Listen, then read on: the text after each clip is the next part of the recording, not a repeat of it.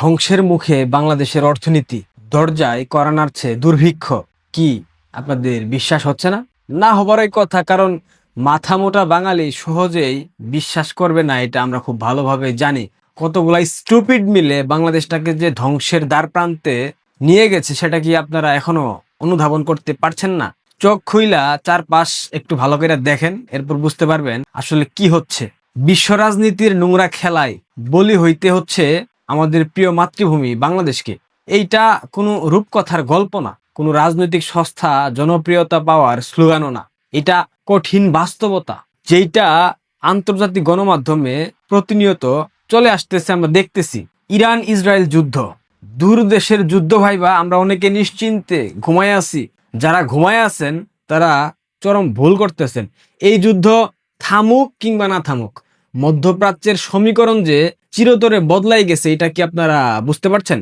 আর এইটার প্রথম এবং সবচাইতে বড় আঘাত আসবে বাংলাদেশের ঘাড়ে, যেটা অলরেডি চলে এসেছে। আমাদের অর্থনীতি, আমাদের খাদ্য নিরাপত্তা, এমনকি আমাদের সন্তানদের ভবিষ্যৎ, সবকিছু হুমকির মধ্যে পড়ে গেছে। বিশ্বাস আপনাদের হবে না, আমরা জানি। চলেন সংক্ষেপে একটু বিশ্লেষণ করার চেষ্টা করি। হরমুজ প্রণালীর নাম আপনারা শুনছেন তো? এই হরমুজ প্রণালী বিশ্ব রাজনীতির অন্যতম গুরুত্বপূর্ণ চোক পয়েন্ট।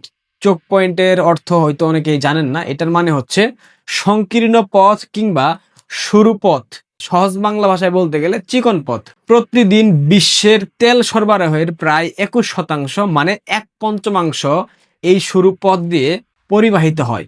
সৌদি আরব, ইরাক, সংযুক্ত আরব আমিরাত, কুয়েত, কাতার, সব বড় বড় তেল উৎপাদনকারী দেশের লাইফলাইন হইছে এই হরমুজ প্রণালী। ইরান স্পষ্ট জানাই দিছে, যুদ্ধ চলুক কিংবা না চলুক, তারা তাদের ভূখণ্ড কিংবা তাদের স্বার্থের যে ক্ষতি হয়েছে তার চরম প্রতিশোধ নেবেই নেবে। আর তাদের সবচেয়ে বড় অস্ত্র হইল হরমুজ প্রণালী বন্ধ করে দেওয়া। ইরান এই প্রণালী সচল করতে দেবে না।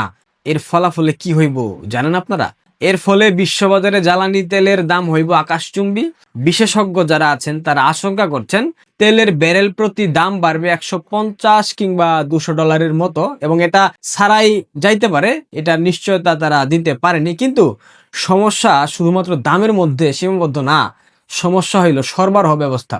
আন্তর্জাতিক গণমাধ্যম সাফ জানাই দিছে, বিশ্বব্যাপী জ্বালানি সংকটে যে দেশটি সবচেয়ে আগে একেবারে ফুরাই যাইব, মানে তেল ফুরাই যাইব, সেটা বাংলাদেশ। আমাদের জ্বালানি তেলের স্টক খুব সীমিত, বেশি একটা নাই। বাংলাদেশ পেট্রোলিয়াম কর্পোরেশনের তথ্য অনুযায়ী বাংলাদেশে এই মুহূর্তে যেটুক তেল মজুদ আছে তা দিয়ে বড় জোর 1 সপ্তাহ চালানো সম্ভব, মানে আজ থেকে 1 সপ্তাহ চালানো সম্ভব। আপনারা কি বুঝতে পারছেন?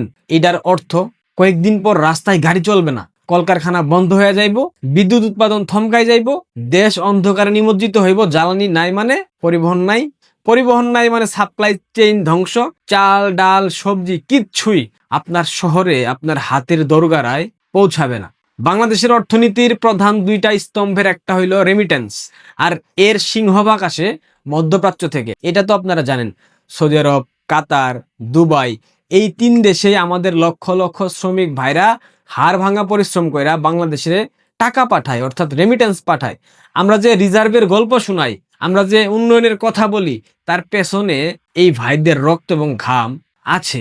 কিন্তু ইরান যদি তাদের ঘোষণা অনুযায়ী মধ্যপ্রাচ্যে প্রতিশোধের তাণ্ডব শুরু করে দেয়, তবে এই দেশগুলোর অবস্থা কি হইব বুঝতেছেন তো? একদম বিধ্বস্ত হয়ে যাইব, বিমানবন্দর ধ্বংস হইব, বন্দর ধ্বংস হইব, কনস্ট্রাকশন খাতগুলা থমকাই যাইব, হাজার হাজার বাংলাদেশি শ্রমিক চাকরি হারাইব, হয়তো বেতন না পাইয়া অনেকেই দেশে ফিরবে। কিছু করার নাই, শূন্য হাতে ফিরতে বাধ্য। রেমিটেন্স বন্ধ হওয়া মানে হইল ডলারের রিজার্ভ শেষ। ডলার নাই মানে আমরা আর কিছু আমদানি করতে পারবো না। জ্বালানি, খাদ্য, ওষুধ কোনো কিছু আমরা আমদানি করতে পারবো না। অর্থনীতির কফিনে এইটা হইব কঠিন একটা পেরেক, একদম 2.5 ইঞ্চি পেরেক। রেমিটেন্সের পর আমাদের দ্বিতীয় স্তম্ভ গার্মেন্টস শিল্প। কিন্তু ভাবেন তো, রেমিটেন্স নাই, ডলার নাই, আমরা কি তুলা কিংবা কাঁচামাল আমদানি করতে পারুম? জ্বালানি নাই মানে বিদ্যুৎ নাই, কিভাবে চলবে গার্মেন্টস কারখানা?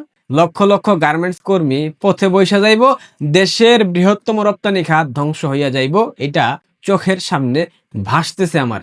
এই যে বাংলাদেশের একটা করুণ পরিস্থিতি, এই অর্থনৈতিক ধ্বংসলীলার মধ্যে দেশে ছড়িয়ে পড়েছে হামের মতো মহামারী, প্রয়োজনীয় টিকা নাই, অসংখ্য শিশু মারা যাচ্ছে প্রতিদিন, শিশু মৃত্যুর হার অনেকাংশে বেড়ে গেছে, হাসপাতালে বেড নাই, ওষুধ নাই, এমনকি টিকা দেওয়ার লোক পর্যন্ত নাই, কারণ জ্বালানি সংকটে পরিবহন ব্যবস্থা থমকাই গেছে। হাসপাতালে পৌঁছানোর আগেই নিভে যাইতেছে শিশুর প্রাণ। আমরা কি নিঃশব্দে এমন ধ্বংস দেখে দেখে চুপ করে থাকবো? এগুলা কি দুর্ভিক্ষের আগমনী বার্তা না? জ্বালানি নাই, পরিবহন নাই, ডলার নাই, এই রাষ্ট্র খাদ্য সরবরাহ নিশ্চিত করবে কিভাবে? চালের দাম যখন 500 টাকা কেজি হবে, তখন কি আপনারা কিনতে পারবেন? আপনাদের পরিস্থিতি কি হবে বুঝতে পারছেন? এই মরণ কামড়ের মাঝে বাংলাদেশের রাজনীতিবিদরা কি করতেছে? তারা ক্ষমতার কামড়াকামড়ি করতেছে, ক্ষমতার লড়াই ব্যস্ত। সাধারণ মানুষ যখন ক্ষুধার জ্বালায় জ্বলবে, তখন তারা কি করবে? পরিস্থিতি এমন হইয়া গেছে, কিছুদিন পর হয়তো তারেক রহমান বইলা ফেলবে, সাইরা দেমা কাইন্দা বাঁচি। কারণ আর কোনো পন্থা থাকবে না। তারেক রহমানরা কিন্তু ঠিকই পালাবে। আপনারা কোথায় যাবেন? আপনার পরিবার কোথায় যাবে? আপনার সন্তান কোথায় যাবে? সময় আছে এখনো, সচেতন হন। এই আসন্ন বিপর্যয় মোকাবেলা করার জন্য প্রস্তুতি নেন। তারেক রহমানের উপর নির্ভর কইরা থাকেন না। আম ছালা দুইটাই কিন্তু একসাথে যাইব।